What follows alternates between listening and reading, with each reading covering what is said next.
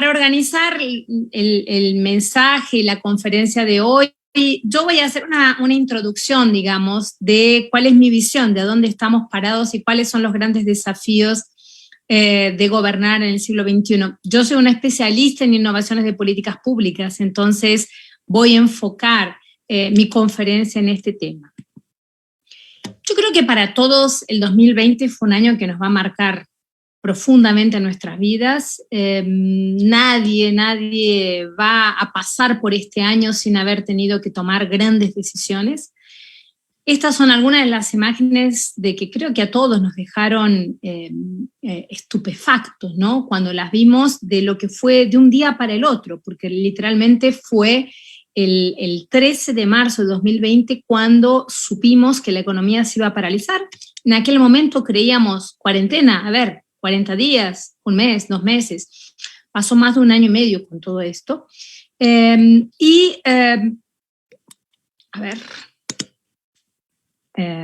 Disculpen. Realmente la diferencia con otros momentos históricos es que esta interrupción brutal de la economía mundial se dio de un día para el otro. La crisis del 29 tuvo una incubación, todos los periodos de crisis que acompañaban a las guerras tuvieron incubaciones. La crisis económica que estamos viviendo y que vamos a continuar viviendo en los próximos años no tiene precedentes históricos y no sabemos, ningún gobierno ni el sector privado sabe cómo reaccionar a un evento de esta magnitud. Y yo creo que, no sé a ustedes, pero yo que dirijo una empresa de consultoría, de un día para el otro tuve todos mis proyectos paralizados. Yo doy clases en varias universidades en el mundo y las clases tampoco sabíamos cómo iban a continuar. Nadie tenía cómo adaptarse de un día al otro. Yo tenía que viajar el 16 de marzo para Panamá, el 26 para Costa Rica y básicamente tuvimos que tomar una decisión de cómo resolver esto de una forma muy drástica. Todos mis proyectos fueron paralizados, pero las cuentas que yo tenía que pagar continuaron llegando. Entonces yo creo que para todos los empresarios que conozco, o sea, la decisión fue muy difícil. ¿Qué hago? ¿Mantengo a mis empleados y espero alguna reactivación económica o echamos a todos con el costo que tiene después esto volver a asumirlos? Hasta las grandes empresas tuvieron que tomar decisiones de echar gente porque nadie sabía lo que iba a pasar en los próximos meses. Y los vendedores ambulantes. Ustedes saben que América Latina tiene una parte enorme de su población en la informalidad. Los vendedores ambulantes dependían fundamentalmente que la gente pasara por la calle para tener sus negocios realizados. Claro que toda una parte de nosotros, yo trabajo prestando consultoría remota hace muchos años, yo tomé una decisión ya, mi empresa solo opera con un coworking, nosotros tenemos equipos distribuidos por toda América Latina y Brasil, no tiene ningún sentido para nosotros la oficina presencial, pero los que podemos adaptarnos muy rápidamente y prestamos servicios en la economía digital, somos una minoría. La gran mayoría de la población tuvo cuestionada su forma de subsistir. El desempleo estructural es algo bastante, no es de ahora, el siglo XXI fue marcado por una profundización muy grande de esto, básicamente porque la economía digital se aceleró muchísimo en el siglo XXI y claro, hay largas discusiones que serían motivos de una conferencia entera de si la tecnología desemplea más de lo que emplea, en fin, Manuel Castells tiene trabajos brillantes y varios otros intelectuales en donde básicamente discuten este tema.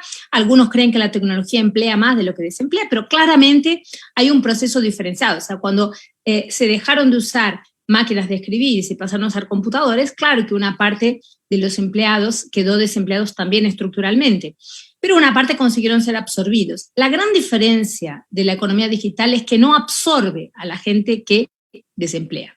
Entonces, cuando nosotros colocamos, algunos años atrás me invitaron en Angola para hacer un diagnóstico y hacer una propuesta de desarrollo de una región agrícola, y básicamente se querían implementar fábricas de jugo de naranja, pomelo, etcétera, etcétera.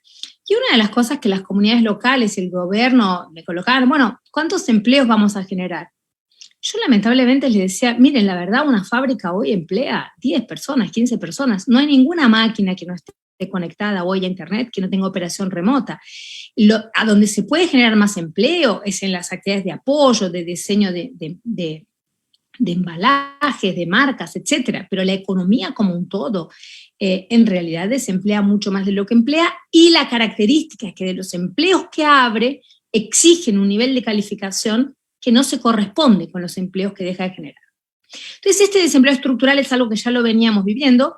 La gran diferencia es que nosotros tuvimos en un año una transformación digital que antes no la teníamos en décadas. Entonces, este proceso se tornó muchísimo más duro, muchísimo más abrupto, y esto implica en nuevos desafíos. ¿Pero qué nos pasó?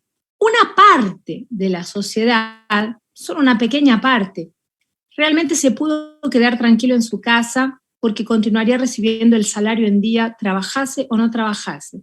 Y esto es una parte de la elite de los empleados públicos.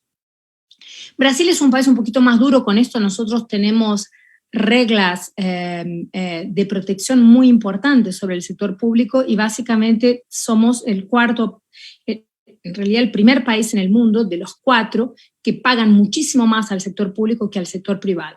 Un juez en Brasil gana más o menos un piso $15.000 por mes, tiene 60 días de vacaciones, tiene un mes más puede tomarse año sabático pagado por los ciudadanos, puede tener vacaciones adicionales o días adicionales para cuidar a alguien de su familia, etcétera, etcétera. Entonces, una parte de la élite de los empleados públicos pudo quedarse muy en paz en su casa, trabajase o no trabajase. Una parte enorme de las universidades federales públicas brasileras directamente no tuvieron clases. No es que no tuvieron remotas ni presenciales, no tuvieron clases. Y esto es porque una parte de los profesores podría ganar su salario, trabajase o no trabajase.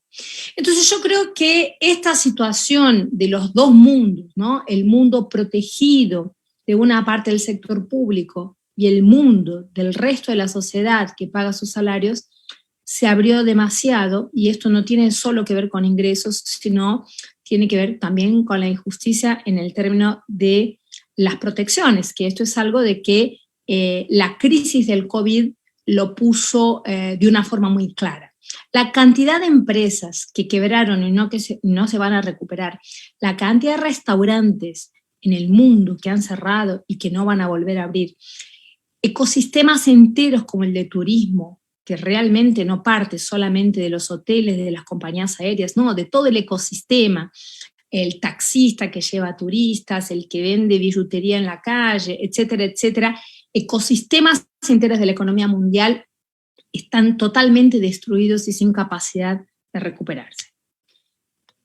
Creo que el COVID nos puso a todos en una prueba de concepto radical de transformación digital. Quien no consiguió existir digitalmente no existió. Y esto es algo que se tornó, claro que me parece que tiene algunos puntos positivos, que son los que yo quiero explotar con ustedes en la segunda parte de la conferencia, pero básicamente trajo un desafío gigantesco, que es que la pobreza y la miseria se volvieron a instalar como una realidad de la economía mundial. Nosotros habíamos superado buena parte de América Latina, tenía indicadores en las últimas 2 décadas increíbles, en donde nosotros prácticamente habíamos conseguido terminar con la miseria. Brasil había conseguido terminar con la miseria. Teníamos pobreza, pero habíamos terminado con la miseria. Todo esto volvió atrás. Nosotros estamos ahora en indicadores de más de 20 o 30 años atrás. En paralelo a todo esto, y aquí ustedes van a ver a dónde quiero llegar con esto. Nosotros tenemos una situación económica inédita, una situación económica que hace que la economía se haya achicado de una manera brutal, como nunca lo habíamos visto, y en un ritmo como nunca lo habíamos visto. En paralelo a esto, el siglo XXI también nos trajo un conjunto de cuestionamientos a las democracias, que se arrastraron por todo el mundo, desde la primavera árabe a varios procesos en América Latina. El 15M en Madrid, ustedes lo recuerdan, fueron ciudadanos españoles durante meses en las calles acampando, diciendo, esto que está ahí no me representa, este sistema político no me representa. ¿Qué es lo que queremos para el futuro? Eso no se sabe. Básicamente, este es un momento histórico en el cual me parece que los ciudadanos tienen muy claro lo que no quieren, pero no tienen claro lo que quieren. Tal es así, miren la reviravuelta de España en las recientes elecciones. El Occupy Wall Street, yo creo que nos sorprendió a todos ver a los ciudadanos americanos, a los ciudadanos de Nueva York, diciendo ese 1% que está en el poder no me representa, yo no soy parte de esa sociedad, esto no me representa.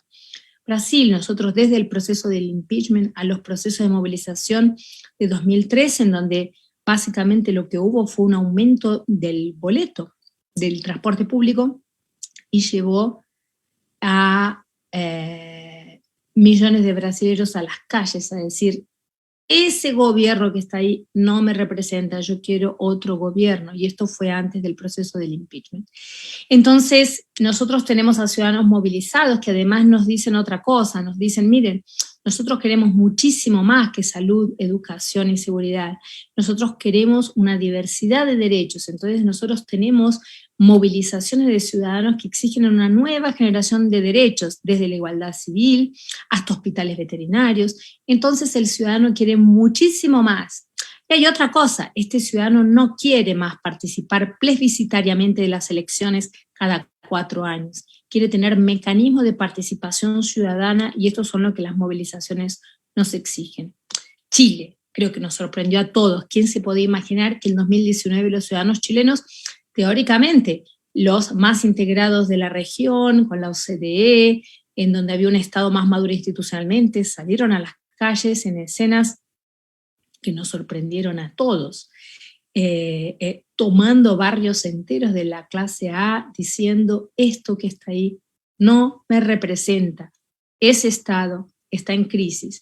Entonces, no creo que haya ningún gestor público hoy que pueda estar tranquilo en su cargo, porque básicamente el ciudadano no soporta más a ese modelo de representación política. El año 2020 también nos trajo, con el asesinato brutal de George Floyd, nos trajo una situación impresionante, en donde la única opción que el Estado tuvo a esa reacción popular al asesinato fue echar a toda la fuerza policial y comenzar de nuevo. Me parece que esta metáfora nos puede servir. En mi visión, el Estado precisa ser reinventado. El Estado contemporáneo no tiene ninguna posibilidad de ser modernizado. En lugar de esperar masas de ciudadanos cuestionando a las actuales democracias en las calles, ¿qué tal construir innovaciones disruptivas del sector público?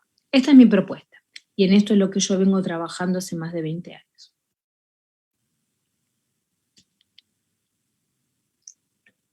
América Latina también tiene una otra característica que se profundiza en los últimos años. Nosotros tenemos, ya perdí la cuenta, pero creo que son 13 expresidentes presos por corrupción, algunos de ellos ya fueron sueltos, en donde básicamente, en mi visión, no creo, y yo he trabajado y trabajo en varios países del mundo, no me parece que América Latina sea más o menos corrupta que Europa, que Estados Unidos. Me parece que nosotros tenemos una intolerancia cada día más creciente a la corrupción y eso hace que se exija otros mecanismos de participación ciudadana y de control social.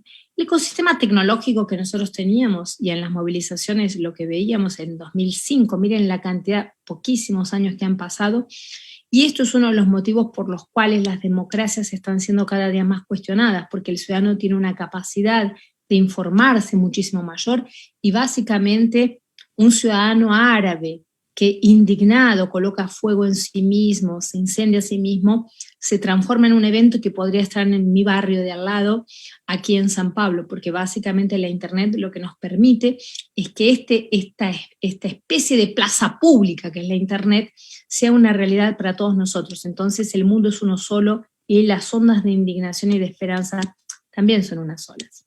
Yo creo que todos nosotros tuvimos que transformarnos digitalmente de un día para el otro. Mi madre tuvo que aprender a usar el Zoom para entrar en las fiestas de cumpleaños o básicamente no tenía otra opción.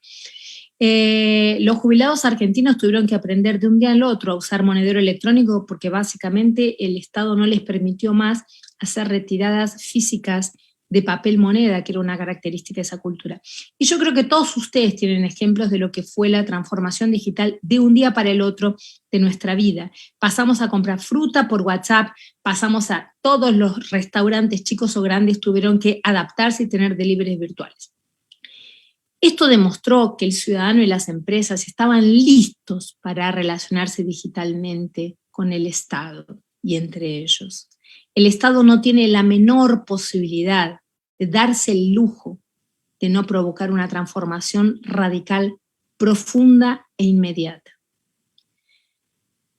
Yo no uso más el concepto de gobierno digital, porque esto nos daría la idea de que el gobierno podría no ser digital. Y hoy no existe ninguna posibilidad en el siglo XXI de que el Estado no sea solamente digital y que preste algunos servicios, los imprescindibles, de forma presencial.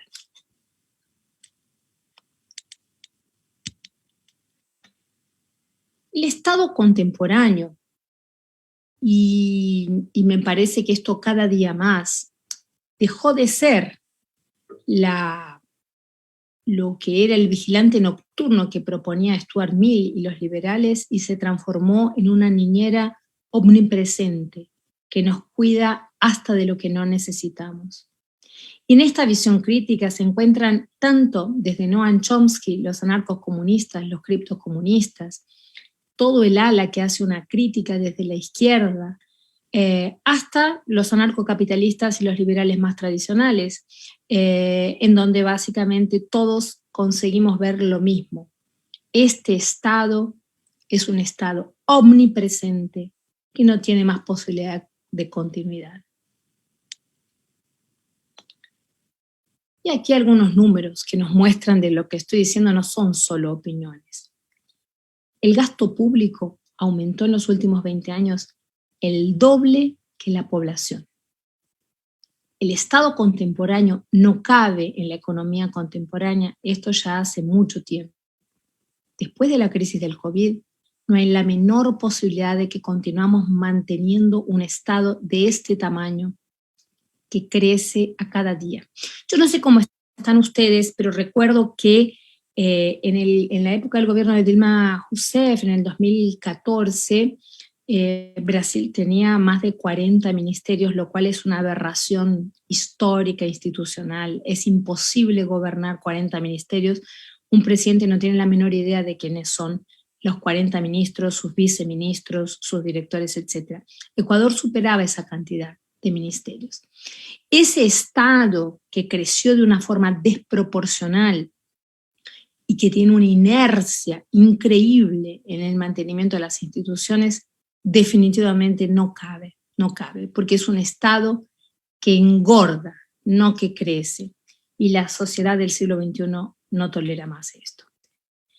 La deuda pública, me pasé el fin de semana leyendo un poco algunas actualizaciones sobre esto. La deuda pública oscila hoy en el mundo más o menos en 100% del PBI, o sea, el Estado acapara un PBI por año y en la mayor parte de los casos para mantener instituciones que no tienen más sentido de continuidad. En muchos casos esta deuda pública está originada en pagar salarios de empleados públicos. Queda muy poco dinero para hacer políticas públicas. En el caso de Brasil, nosotros tenemos 27 estados, más o menos hay una media de que entre 70 o 80% de lo que se recauda en impuestos es para pagar salarios. O sea, se pueden pagar salarios de maestros, pero no se pueden comprar materiales, no se pueden comprar libros, Se pueden pagar salarios de médicos, pero no se pueden comprar equipos. Y básicamente, crecer endeudándose no me parece que sea una alternativa. Es lo mismo que una familia. Básicamente no tiene cómo continuar, no tiene cómo crecer si usa sus ingresos para pagar consumo.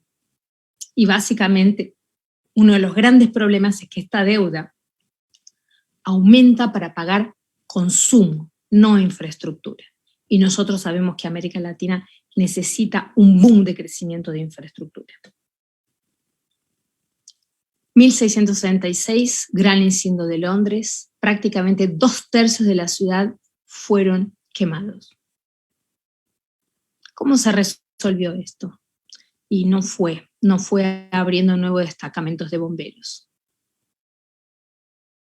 Fue repensando el trazado de las ciudades europeas. Estos incendios de las ciudades europeas destruyeron buena parte de la infraestructura y básicamente me parece que el Estado contemporáneo está pasando por ese proceso. El Estado contemporáneo se está incendiando. No tiene ningún sentido y no vamos a conseguir resolverlo contratando a más bomberos. Vamos a conseguir resolverlo repensando de una forma drástica, innovando de una forma disruptiva, tanto tecnológica como institucionalmente, a la estructura contemporánea. El siglo XX fue un siglo en donde el consumo en masa básicamente marcó el crecimiento y básicamente lo que se buscaba era one size fits all. Básicamente la idea de crecimiento económico se basaba en que todo el mundo pudiera tener acceso a más bienes. Entonces este fue el momento de la moda unisex, en donde básicamente el Estado se construyó encima de esto, ¿no? Esta es una foto de Brasilia, que yo creo que es uno de los estados que más muestran esto, de las estructuras públicas, en donde nosotros tenemos todos los edificios iguales de los ministerios en la misma avenida, y básicamente lo que se hizo fue construir, el gobierno estaba acoplado a esa realidad social y básicamente tenía como meta entregar más salud, educación y seguridad pública para todos. O sea, era también parte de este mecanismo en donde las estructuras verticales eran las que permitían básicamente construir la entrega de determinados servicios porque era más o menos lo mismo para todos. Esa sociedad se terminó. Nosotros hoy tenemos una sociedad muchísimo más diversa en donde el consumo en masa dejó lugar al consumo individualizado y esto sin costar más. Básicamente el capitalismo consiguió adaptarse y tener mecanismos productivos muy eficientes que pudieran atender a cada uno en lo que necesita. Uno hoy puede comprar un pantalón de jean con una determinada cintura, un largo de pierna y un ancho de caderas. O sea, nosotros no tenemos más por qué todos comprar lo mismo y todos hacer lo mismo. Entonces yo creo que aquí nosotros tenemos estos diferentes elementos uniéndose, donde nosotros tenemos a un ciudadano completamente incomodado con lo que es esa estructura política de representación, muy, muy incomodado con lo que es la generalización de la corrupción, que básicamente se alimenta de sus propios impuestos. Nosotros vemos a un ciudadano con demandas crecientes y muy diversas. Y el Estado, como todo prestador de servicios, tiene claro que la mayor parte de su estructura de costos es mano de obra, 70-80% de la producción de cualquier servicio es mano de obra. Esto quiere decir que es menos sensible a que la tecnología pueda sustituir personas. Justamente por eso nosotros no podemos, tenemos a un ciudadano que quiere más, quiere mayor calidad, básicamente precisamos repensar de una forma drástica y estructural a las actividades medio del Estado. Cobrar impuestos es una actividad medio, no es una actividad fin. Hacer compras públicas es una actividad medio, no es una actividad fin. Y muchas instituciones de compras públicas se transforman en instituciones que solo existen para reproducirse a sí mismas, no para abastecer al Estado en la entrega de determinados servicios o productos. Nosotros vivimos una crisis estructural del Estado que básicamente no tiene cómo ser resuelta con modernización del Estado. Nos quedamos cortos. América Latina precisa un boom de innovación y no tenemos más tiempo. Tanto política como económicamente no tenemos ninguna otra alternativa a no ser reinventar el Estado. La inercia es algo de que todas las instituciones en general tienen una dosis de inercia importante, el Estado tiene dosis mucho mayores. En 1803, los británicos crearon una unidad militar para prevenir a la invasión de Napoleón. Napoleón fue derrotado en 1815, pero esta unidad solo fue cerrada en 1927. Durante más de 100 años se gastó dinero que no necesitaba gastarse. Quiero recordar una cosa y lo voy a insistir varias veces. No hay dinero público, hay dinero de impuestos. Es un mito creer que el dinero del Estado parece que cae del cielo o de Dios. Los argentinos, que somos muy egocéntricos, a veces parece, cuando uno habla con los argentinos, parece que el dinero público es un dinero eterno y que solo crece. No, básicamente hay que convencer al ciudadano de que pague más impuestos. Hay diferentes experiencias de esto de la que es la inercia. Por ejemplo, en un libro para mí muy importante de David Osborne, él cuenta, ¿no?, que en el siglo XIX el Congreso americano necesitaba tener evaluadores de test porque había muchos problemas con la importación, entonces crean una entidad que básicamente tiene probadores de test. Bueno, se olvidaron de cerrarla 100 años después. Continuaron pagando salarios, continuaron teniendo una área destinada a esto, pagando energía eléctrica, seguridad y teniendo un costo-oportunidad de uso de la máquina pública indebida. La reinvención permanente es una cuestión de vida o muerte hoy para el Estado. Yo viajo mucho y trabajo mucho con Corea, la verdad es un placer enorme trabajar con ellos. En uno de los últimos viajes antes de la pandemia, estaba reunida en el Ministerio del Interior con la unidad que cuidaba de transformación digital del Estado. Me contaron que habían tomado la decisión de cerrarla. Yo, ¿por qué? Y me dice, bueno, porque básicamente el Estado ya es digital, entonces no tiene ningún sentido tener una unidad de transformación digital. Nosotros ahora cerramos esto, los empleados que se pueden adaptar a nuevas funciones o que tienen un papel de innovación, etcétera, bueno, ok, van para otras instituciones, el resto, y bueno, la verdad no tenemos que ofrecerles. Y básicamente la agenda de transformación está totalmente relacionada a blockchain, Internet de las cosas, Big Data, pero no a las cosas tradicionales que ya están resueltas. Entonces yo creo que realmente y el gobierno coreano tiene una postura de mirar al ciudadano y a sus necesidades todo el tiempo. Entonces les doy un ejemplo. En los veranos en Corea, ustedes saben que los coreanos son muy obsesivos con la piel blanca, ¿no? O sea, ninguno quiere estar bronceado. Bueno, el gobierno de la ciudad coloca sombrillas en las esquinas para que nadie tenga que esperar parado al sol un semáforo. ¿tá? Imagínense esto en América Latina. O sea, esto es un gobierno orientado al ciudadano. ¿Qué es lo que él quiere? Esto es lo que yo tengo que hacer. La última campaña electoral en Seúl era muy interesante. Decía, ¿cuál es el mejor gobierno? Es el gobierno transparente. Exactamente, es el gobierno que el ciudadano no siente que existe, no que sea una carga, sino que sea un placer tener. Creo que a lo nuevo, y ahí ya vamos a entrar en blockchain y en las innovaciones disruptivas, a lo nuevo hay que cuidarlo siempre. Si un bebé no tiene la placenta, los propios anticuerpos de la madre lo matan. A lo naciente hay que cuidarlo hasta de las mejores intenciones. Y esto es lo que nosotros tenemos que hacer porque muchos me van a preguntar siempre, bueno, ¿cómo se hacen innovaciones si hay tantos anticuerpos para no crearlas? Bueno, de esto se trata las alternativas. Yo creo que este tema de repensar al Estado pasa por repensar los privilegios. Hay cosas que no se pueden tolerar más, que no tienen sentido directamente, no hay que revisarlas, hay que eliminarlas del cuerpo del Estado. En algunos casos yo he trabajado con, no recuerdo ahora si Ecuador tiene Tribunal de Cuentas, yo trabajé en la provincia de Buenos Aires, me contrataron del Honorable Tribunal de Cuentas de la provincia de Buenos Aires para conducir un proyecto de innovación. Mi consultoría comenzó diciéndoles, bueno, vamos a repensar el nombre, porque honorable es algo que a mí me parece que remite a la colonia. En el siglo XXI no puede haber una entidad del Estado que sea honorable. Los empleados públicos están al servicio del ciudadano, no el ciudadano al servicio de los empleados públicos. Y ahí tenemos estos ejemplos clásicos. ¿Quién no le dio un placer enorme ver a la foto de Merkel haciendo sus propias compras o al presidente suizo ir a trabajar en tren? Entonces yo creo que repensar al Estado pasa por cosas tan drásticas como estas.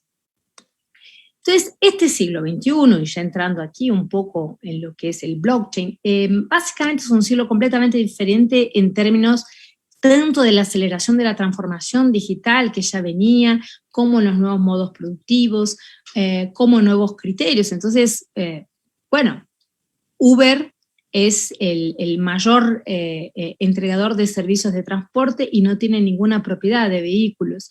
Airbnb es el mayor proveedor de servicios de hotelería y no es propietario de ningún hotel. No tiene ningún sentido continuar creyendo que el Estado tiene que ser propietario de inmuebles. Esto dejó de tener sentido lógico. El Estado es un prestador de servicios al ciudadano. Precisamos, así como la economía se está repensando, repensar de forma drástica qué es lo que el Estado tiene o no tiene que hacer. La primera innovación, y cuando estamos hablando de innovaciones disruptivas, la tecnología es lo último que viene. Lo primero es repensar del Estado que pasa por una simplificación y por una desburocratización profunda de los procesos y de los servicios que el Estado presta. Entrando en lo que es blockchain, en realidad era un libro razón de la época de la colonia y básicamente ustedes ven que él tenía un conjunto de registros, básicamente tenía una fecha, una descripción del ítem, tenía un sello del tiempo y un determinado valor asignado a cada transacción. El propio sello del tiempo básicamente hacía que una transacción solo pudiera venir después de la otra. ¿Y cómo se falsificaba esto? No se podía falsificar. Básicamente la única opción que había era quemarlo. Y aquí básicamente lo que yo quiero traer la reflexión, porque uno tiene que tener, después de esta presentación general, básicamente lo que quise hacer es colocar una afirmación categórica que diría que este estado que nosotros tenemos necesariamente tiene que ser repensado de forma estructural, y ahí lo que les quiero proponer son algunos de los principales caminos y lo que me parece a mí los más simples para construir estas innovaciones disruptivas. El tema del control es uno de los temas que más obsolescencia histórica, ya vuelvo a estos slides del blockchain. Básicamente, el sistema contable contemporáneo es una de las cosas más atrasadas históricamente y metodológicamente que existen. Fue creado 5 siglos atrás por Lucas Pacioli, en Italia, renacentista, para construir una forma de gobernanza de esa economía que se estaba tornando más compleja. Antes de la contabilidad de doble entrada, que todavía continuamos usando hoy, teníamos una lista simple. Entonces uno hacía una lista, tengo 2 cabras, un libro, una mesa, etc. Cuando necesito dar cuenta y conseguir organizar una economía que comenzaba a tener cada vez más interacciones y una división del trabajo más compleja, surge esta contabilidad de doble entrada. Y básicamente este libro razón acompañaba, este libro razón acompañaba esa determinada lógica histórica. Solo que el capitalismo del siglo XXI, pulsante y con esa enorme cantidad de transacciones, no tiene la menor capacidad de ser conducido por una metodología contable que tiene 5 siglos.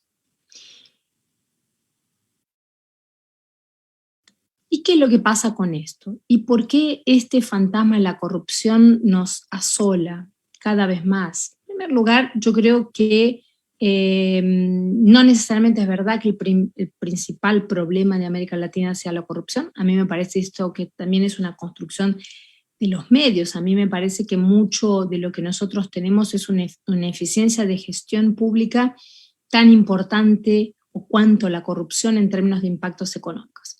Lo importante es decir que la corrupción se moderniza a cada día, pero los mecanismos de control que nosotros tenemos están parados 5 siglos atrás. Y esto no solo para el sector público, sino también para el sector privado. Todos ustedes pagaron parte de las consecuencias de lo que fue la crisis de Odebrecht. ¿Okay? Odebrecht, Petrobras, básicamente fueron, no vamos a entrar aquí en el detalle porque no tenemos tiempo para esto, pero básicamente ellos tenían aproximadamente, en el caso de Petrobras, 600 empleados full time para atender a los órganos de control. Y una parte enorme de los órganos de control básicamente se dedicaban a intentar encontrar problemas en Petrobras. 95% de los procesos no pasaron de la primera fase, o sea, básicamente eran sospechas infundadas. Yo en mi postdoctorado desarrollé una metodología que permite medir los costos del sector público y básicamente hace un análisis de cuánto se ahorra con la innovación, y para esto nosotros hacemos el costo de determinados procesos. Por eso hice esta cuenta muy rápida y básicamente tendríamos 200 millones totalmente desperdiciados, gastados tanto en Petrobras como en el control de alguna parte de las entidades. ¿Esto por qué? Porque 95% de los procesos no pasaron de la primera fase. Entonces, en esto llegamos a esta cuenta de más o menos 400 millones de desperdicio por año.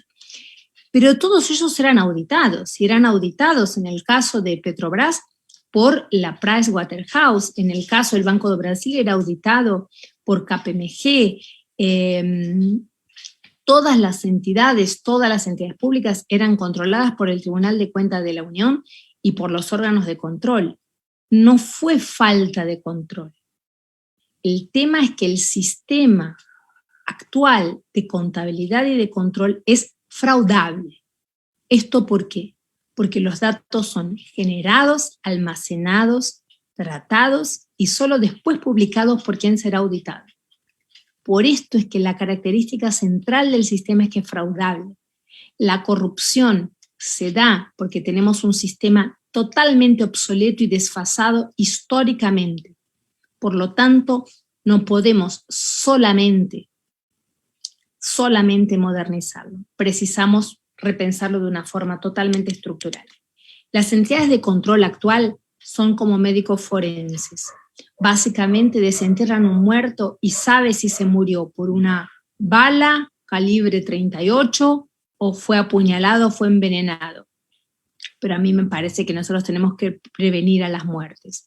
Nosotros no podemos continuar perdiendo tiempo en desenterrar muertos. El cook the books, que básicamente el cocinar los libros, que es una de las características de este sistema, es lo que permite que exista la corrupción.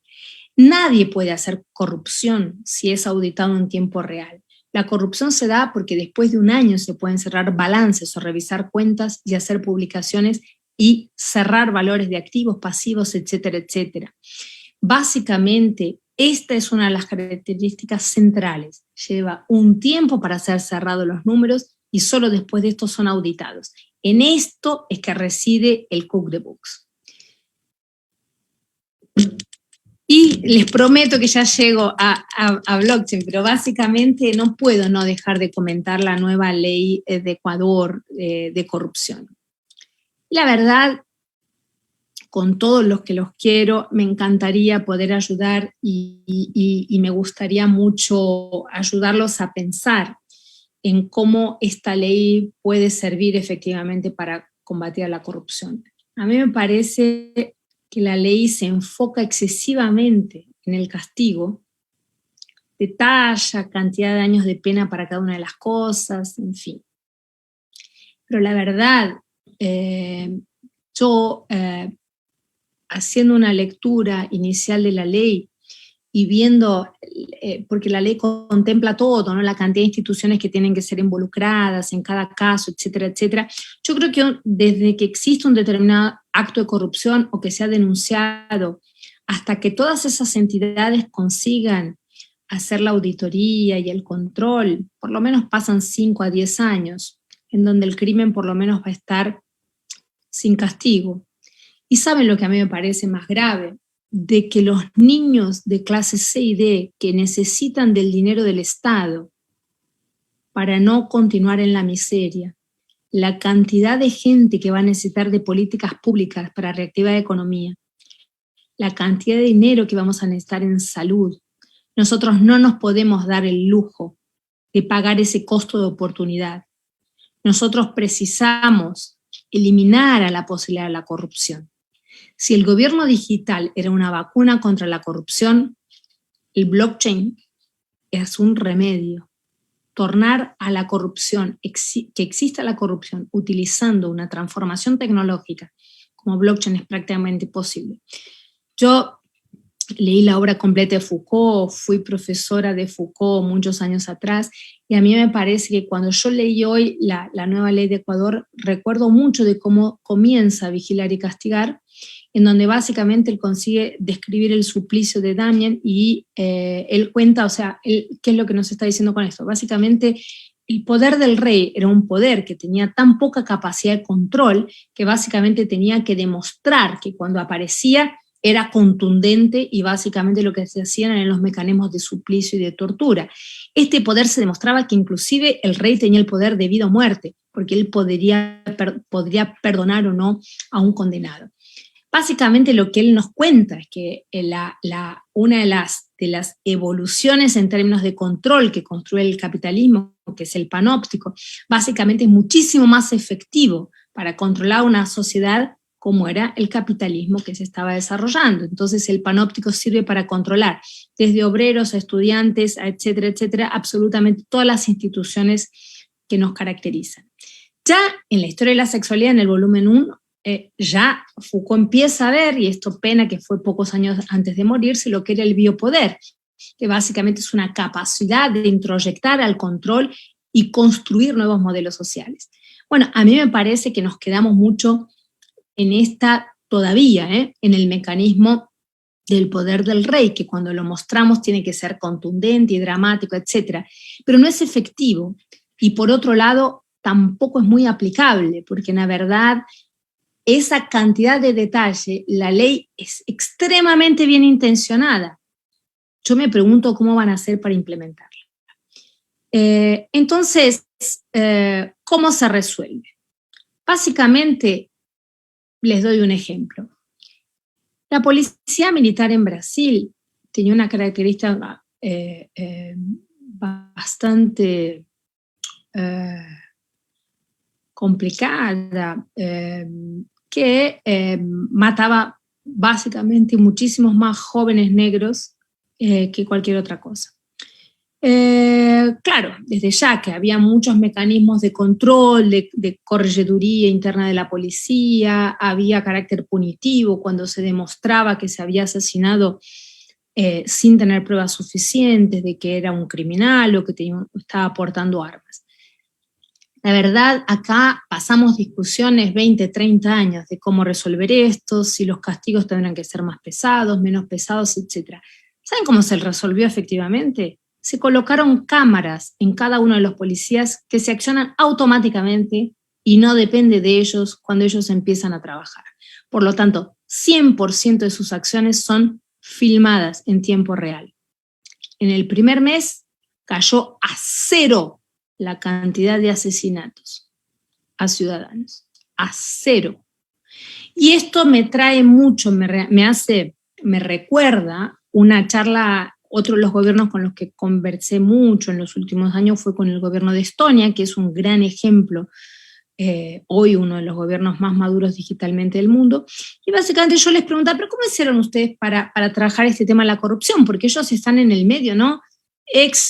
País dentro del universo soviético, conocemos lo que es la realidad de corrupción en aquella parte del mundo. Y básicamente ellos me decían, mira, la verdad, Florencia, la única forma de combatir la corrupción es aumentar drásticamente la madurez tecnológica. Y ellos me daban un ejemplo muy similar a este.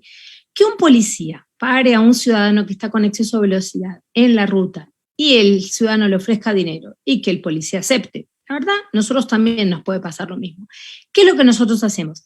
100% de los policías son filmados 100% del tiempo. ¿Qué es lo que hace esto? El policía puede aceptar la coima, puede, pero él va a tener que apagar la cámara, ¿ok? Y para apagar la cámara, él va a dejar un rastro digital. Entonces, básicamente, lo que hace, una de las características de la tecnología es que deja rastros enormes cuando se combate corrupción. Por eso cuando a mí me hicieron esta entrevista en el estado de San Pablo, yo decía esto: la única forma, la corrupción se moderniza todos los días. Nosotros no nos podemos dar el lujo, cuando estamos controlando la corrupción, de no tener esta misma visión y modernizarnos a cada instante. Y esto, la verdad, supone mecanismos institucionales muy diferentes de lo que están contemplados hoy en la ley que Ecuador tiene. Entonces, este libro Razón de la época de la colonia era menos fraudable que la contabilidad contemporánea. Este libro Razón solo podía ser quemado para alterar sus datos. Y esto es lo que nos permite hacer blockchain. Algo importante. Yo soy socióloga, muchos de ustedes son abogados, yo creo que acá hay gente de diferentes profesiones. Yo no necesariamente sé cómo llega la energía de Itaipú o la energía hidroeléctrica a mi computadora o a la licuadora. Yo creo que una licuadora más o menos así, le entra una carga de energía determinada y tiene algunos motores, rotores que hacen que esto funcione de alguna manera. Si yo acciono la perilla, básicamente la fruta que puse arriba me da en un jugo. Yo creo que es esto lo que nos importa saber de blockchain. No importa tanto el detalle tecnológico, cómo funciona blockchain. Probablemente pocos de ustedes saben cómo funciona un protocolo TCP de Internet y no por eso dejan de usar Internet.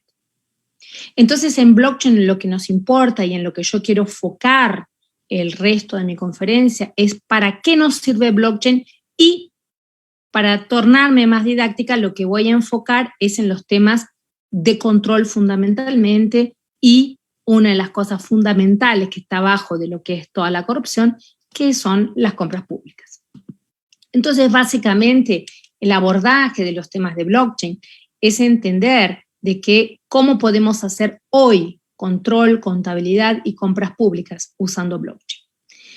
Cuando nosotros miramos a lo que es la estructura actual del control, inclusive de la compra pública, tiene una visibilidad muy grande sobre el precio que se paga, que básicamente para mí es la punta del iceberg. Lo que no se ve es que un proceso de compras sea eficiente, y claro que con esto, que sea maduro digitalmente, no pasa por tener una transparencia mayor en este precio pagado o en la licitación en sí, sino en todo el proceso que genera la gestión y la demanda del abastecimiento público. Todos los elementos que están abajo y que son parte del iceberg son tan esenciales cuanto el precio que se paga. ¿Qué es lo que pasa?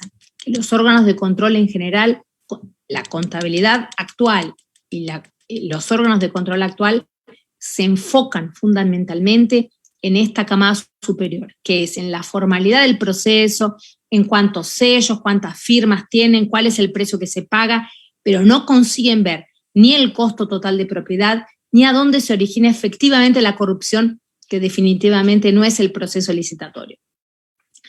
¿A dónde comienza el proceso de compra? El sistema de compra es una política integrada con diferentes funciones. ¿Y a dónde en general se origina la corrupción? En cómo se forma demanda y en cómo se dimensiona la demanda. No solo en la cantidad de ítems, sino en el tipo de ítems. Entonces, ejemplos clásicos.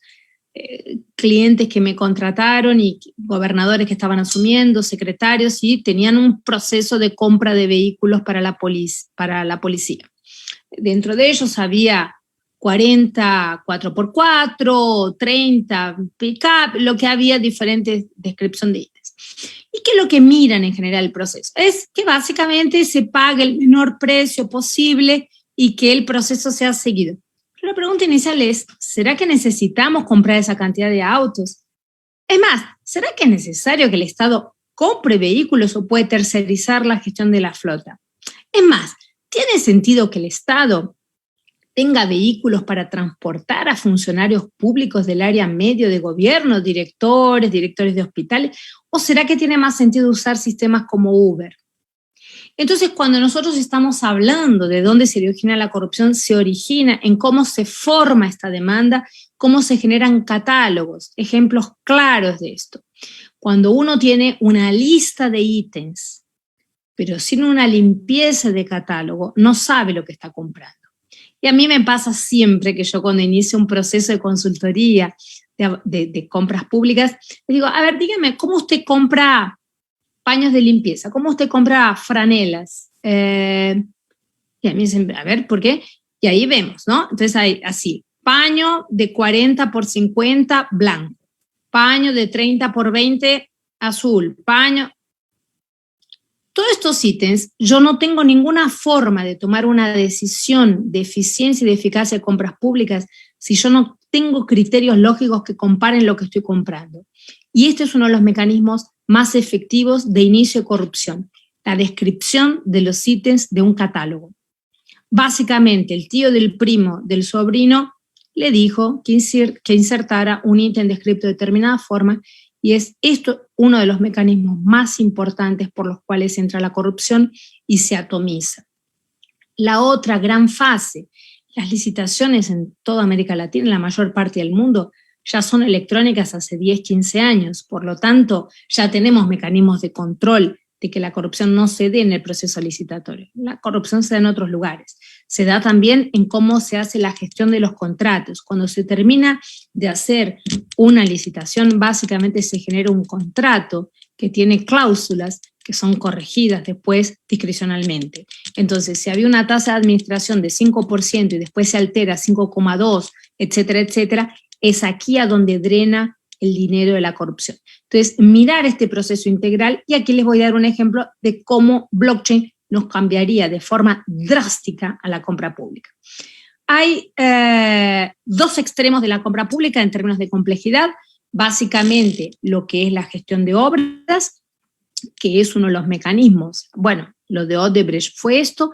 ¿Cuál es el gran problema en una gestión de obras? Que la compra pública ve aquí encima. En realidad tiene una transparencia, son el primer mecanismo en donde el gobierno tiene el primer contratista que hace, la gran empresa, y básicamente licita, y quien gana la obra es una determinada empresa. Lo que pasa abajo de esto tiene una gran opacidad, y básicamente la corrupción se da en esta cantidad enorme de transacciones que no tienen transparencia para el ente contratante. Entonces, para controlar toda esta parte opaca del slide, básicamente esto nos cuesta muchísimo dinero y muchísimo tiempo, y es aquí a donde se dan los mecanismos de corrupción, en esta opacidad. Hay otra cosa, cuando nosotros hacemos un proceso como este de contratación de la obra, básicamente no conseguimos ver todos los precios que se pagan en toda la cadena, cuánto se le paga al tercerizado, al cuarterizado, etc. Este tipo de sistema también lo que me trae es una tributación, nos trae impuestos en cascada, en la medida en que básicamente cada hilo de la cadena va a estar pagando impuestos uno sobre el otro. Esto es una de las cosas que hace que la obra pública en general sea muy cara. Básicamente hay una enorme cantidad de impuestos que están solapados.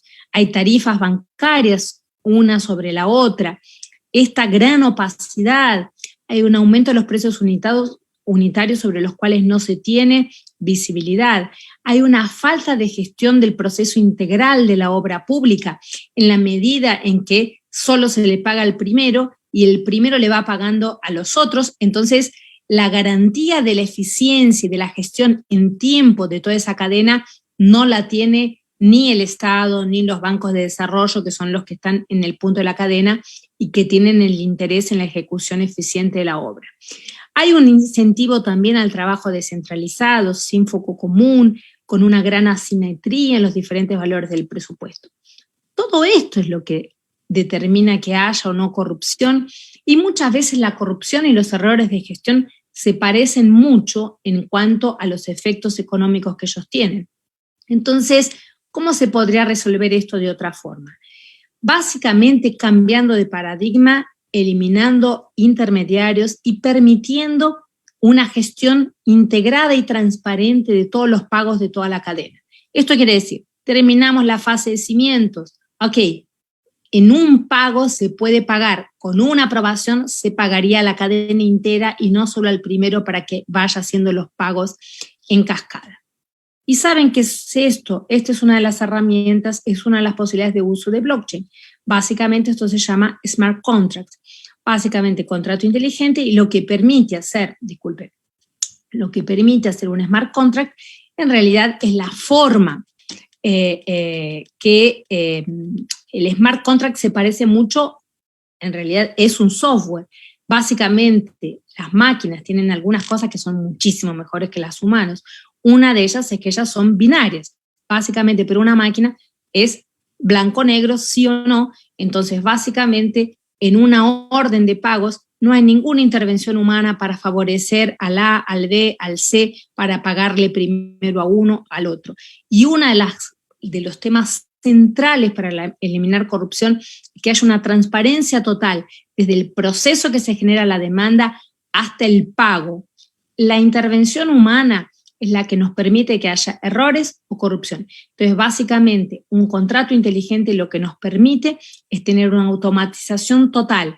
Es una forma de hacer automatización de procesos de una forma muchísimo superior, porque básicamente lo que permite, y otra de las características importantes de blockchain, es que permite que al mismo tiempo todos estos registros se hagan en un libro razón con triple entrada, muy parecido a aquel libro de la colonia. Entonces yo realizo un pago de determinada fase de la compra pública y se registra en la contabilidad con un sello del tiempo, por lo tanto se torna irreversible e imposible de ser eliminado.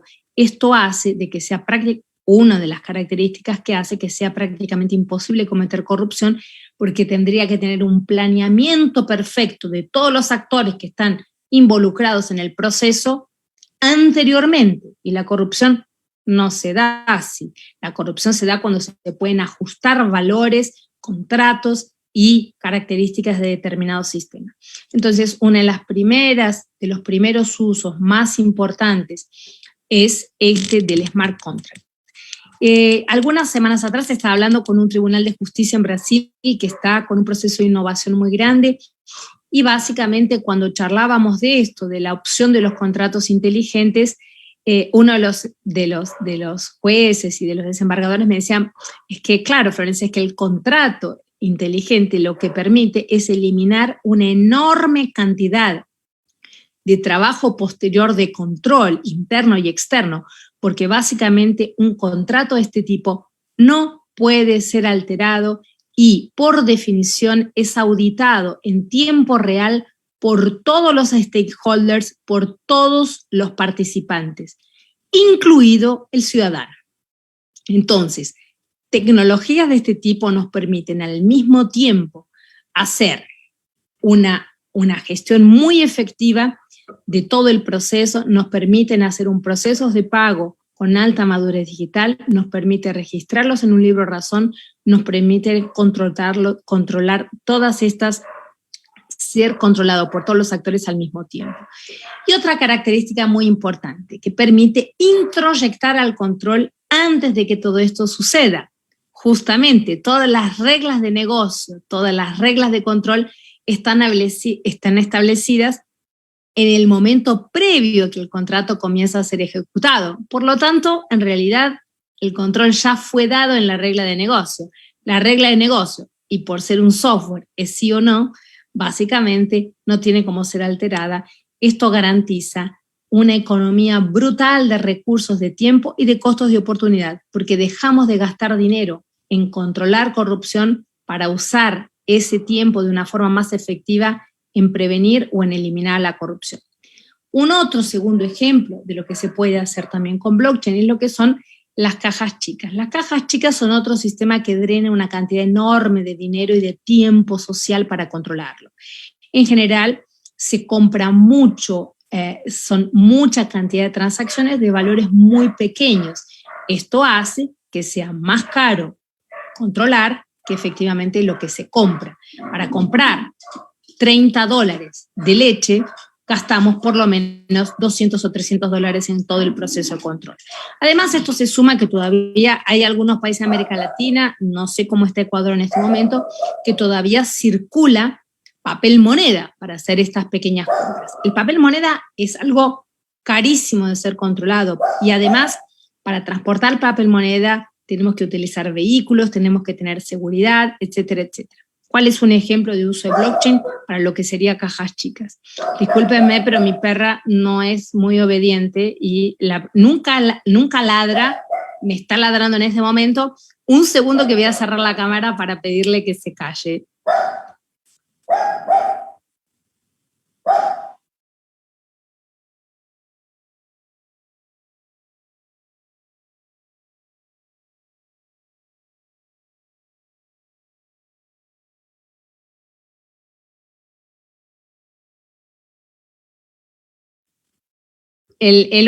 Un otro ejemplo entonces de lo que sería estas cajas chicas. Entonces imagínense que la directora de escuela puede comprar leche, galletitas y café, pero no puede comprar vodka y cerveza. El almacén, la pulpería también le puede vender a ella solamente estos ítems, no le puede vender vodka o cerveza. ¿Cómo hacemos para controlar esto? Bueno, varios mecanismos de control. Básicamente, probablemente manda a alguien con un billetito, compra, después tiene que controlar el cambio, registrarlo en un determinado cuadernito, en un determinado libro, etcétera, etcétera. Y después de esto, nosotros tenemos que controlar que todo este proceso haya sucedido, que el almacén pague sus impuestos en día, que tenga los empleados, etc. Entonces, imagínense qué es lo que estamos haciendo, y este es uno de los sistemas que ya está funcionando en varios lugares. Acá en Brasil lo tenemos, es un proyecto del Banco Mundial que estamos participando, en donde ya está sucediendo esto en varias economías. Lo que se hace es que se registra en un lenguaje muy simple, sea celular, sea computador, y obviamente offline, ¿no? O sea, no vamos a exigir que todo el mundo tenga Wi-Fi conectado, acceso a Internet. Entonces, básicamente, se preregistra una determinada capacidad de compra en una aplicación muy parecida a las compras que hacemos por Mercado Libre o cosas similares, en donde cada operación y cada autorización de compras está preregistrada junto con los ítems y con los precios que pueden ser pagos. Entonces, el director de escuela o el agricultor familiar que tiene un programa para compra de semillas y tractores, etcétera, básicamente cada uno lo que va a ver en su pantalla es lo que puede comprar a los precios ya, a las fajas de precio que ya están prenegociadas. El vendedor del Estado, que también ya tuvo que estar registrado, ya tiene todos estos criterios, y básicamente solo le va a poder vender determinadas cosas. El resto no aparecen directamente en la pantalla. Él no tiene esta opción, ni de vender ni ella de comprar.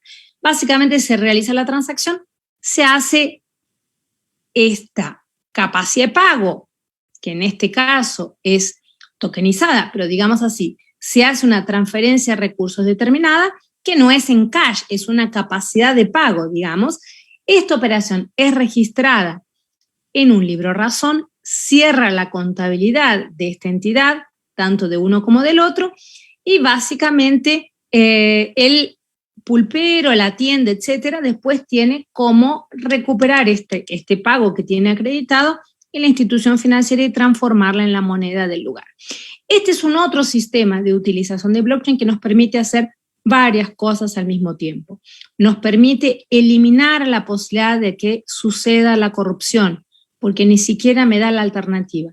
De nuevo, otra cosa en la que la máquina es superior al hombre. Básicamente, solo nos permite una opción, sí o no. ¿Puedo comprar? La otra opción es que no puedo comprar. Y básicamente con esto hace todo el registro, todo el proceso en lo que es la blockchain. Entonces, eso nos permite un conjunto de ventajas, desde ya que elimina la necesidad de transacción por dinero físico, permite de una forma muy simple y simplificada, porque no se compara con los certificados digitales o las firmas digitales, en la medida en que el propio sistema y la propia criptografía ya tienen esta característica. Entonces no se tiene que crear una otra camada de certificación digital. En blockchain absolutamente todo está certificado digitalmente, todas las etapas y a un costo muchísimo menor. Entonces, otra característica de blockchain es que ya ella por definición es interoperable con el resto de los sistemas, por lo tanto no precisa tener una política posterior de interoperabilidad porque interopera por definición y por característica. Lo que se viene definitivamente, hablar de blockchain es hablar de presente, no es hablar de futuro. Hoy hay un conjunto de iniciativas ya muy claras en el mundo que vienen avanzando de una forma bastante contundente. Colombia en 2020 tomó una decisión muy importante y aceleró su agenda de blockchain y publicó un trabajo fantástico que resume no solo lo que han hecho, sino hay una manualización muy bien escrita y un autodiagnóstico para las instituciones de cómo poder saber cómo están y para dónde pueden ir con blockchain. Y hay algo muy interesante. Básicamente, un poco resumiendo, desde ya que hay un universo de soluciones de blockchain que podemos pensar, blockchain viene para revolucionar la gestión de la identidad, básicamente permite tener en un mecanismo muy simple todas las relaciones de identidad y de relación de identidad con el Estado, desde lo que es una partida de nacimiento, hasta el documento, hasta el número de identificación, hasta, en fin, divorcio, casamiento, etc.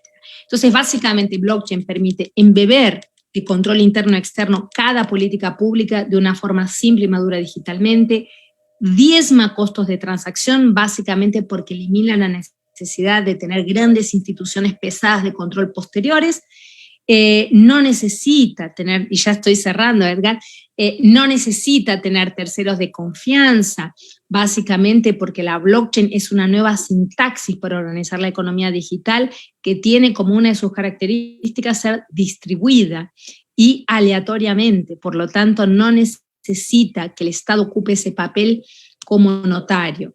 Elimina grandes grupos de procesos que ya están dados en esta forma tecnológica, incorpora al control social de forma sistemática. Nosotros ya tenemos experiencia, en Perú también hay blockchain utilizada ya en el Perú Compras, y una de las grandes novedades es lo que es la LACchain. La LACchain es, y juro que con esto cierro, estoy con esto y me despido, básicamente había una discusión muy grande, fundamentalmente de todos los que trabajamos con innovación, fundamentalmente con los órganos de control, porque no entendían muy bien qué era blockchain y confundían con Bitcoin, y hasta que uno le explicara de qué se trataba y que no tenía absolutamente nada que ver una cosa con la otra. Básicamente el Bitcoin es una criptomoneda, como hay varias otras, y blockchain son la sintaxis de estructura de datos que permite que, entre otras cosas, haya criptomonedas, pero sirven para muchísimo más que eso. Una comparación rápida, así como antes de la Internet, para conectar empresas o instituciones teníamos que tener redes físicas, y cuando surge la Internet pasamos a tener autopistas para circulación de información que permitió un salto cualitativo y cuantitativo en lo que se transitaba, blockchain viene para hacer lo mismo en los valores. Entonces, básicamente es una autopista pública, descentralizada, simple tecnológicamente, que permite que varias de las cosas que suceden en la economía digital sucedan de una forma más efectiva, más automatizada y con más externalidades incorporadas a un único cambio tecnológico. El BID, para terminar con esta discusión, en el sector público patrocina una blockchain que se llama LACchain y que es totalmente gratuita para todos y prohíbe a la circulación de criptomonedas. Por lo tanto, si alguien tenía dudas de que blockchain es el presente, por favor, entren en el link de la LACchain. Nosotros, como estrategia pública, tenemos el placer de ser uno de los primeros writer nodes validadores de esta blockchain, por lo tanto conocemos mucho de este tema y los podemos ayudar a traer proyectos que ya están disponibles de forma gratuita para cualquier entidad del sector público o la educación en Ecuador. Y algo para cerrar, que no nos agarre algo parecido como esto. Muchas veces nos parece que estamos muy ocupados en el día a día, en la gestión de los conflictos, y no nos damos cuenta que las grandes oportunidades de transformación están pasando abajo de nuestra nariz. Les dejo esta última frase como reflexión: no hagamos esto, no seamos la razón de existencia de la propia institución y pensemos que el sector público tiene que servir para el ciudadano. Bueno, alguna de las alternativas rápidas aquí para la universidad. Ustedes saben, por ejemplo, que hay muchísimos fraudes en lo que son la emisión de diplomas, etcétera, etcétera. ¿Cómo se resuelve esto? ¿Creando carácter punitivos? No, básicamente haciendo diplomas con alta madurez digital que puedan ser registrados en blockchain. Con esto se termina a la posibilidad de la corrupción, por ejemplo, en este tema de emisión y gestión de diplomas. Desde ya un placer enorme poder contarles de mayores detalles sobre esto y les dejo aquí mis contactos. Quedo a la espera de preguntas.